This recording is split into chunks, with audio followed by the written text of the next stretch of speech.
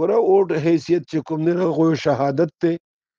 نو د علماو نه او د علما د پارټۍ نه به زیاته معتمده دغه څوک وي چې سړی بیا هغه ته نه ورکوي.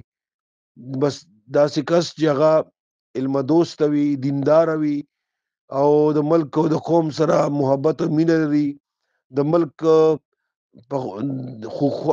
خیرخوا وي، د اسلام سره مینه لري، هغه ته ووټ ورکول پکار دي. او ظاهره خبره ده چې دغه صفات چې کوم دی نو د علماو کې او د علماو په پارټۍ کې ده، نو ووټ علماو ته او د علماو پارټۍ ته ورکول پکار دي. بله تاسو خبره وکړه چې دې وخت کې ووټ که څوک نه استعمالوي. ګوره دا دینداره خلک چې ځان دا کنه چې ووټ نه استعمالوي، نو ظاهره خبره ده د بېدینو په وجه باندې بېدینه خلک هغه مخې ته راځي او هغه ممبران کېږي. نو دغه چې مونږ کوم د دې وخت کې د حالات ګورو که نه، هم په دغې وجه باندې وګورو. دې دا ووټ استعمالول پکار دي.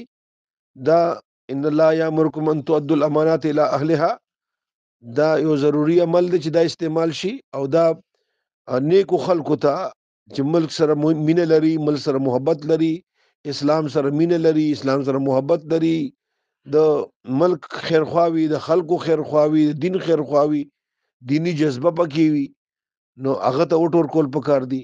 او هغه صفات الحمدلله د علماو په جماعت کې چې کوم موجود دي، نو بس چې کوم خلک علما دي یا علما ودرولي دي، هغه ته چې ووټ ورکول پکار دي.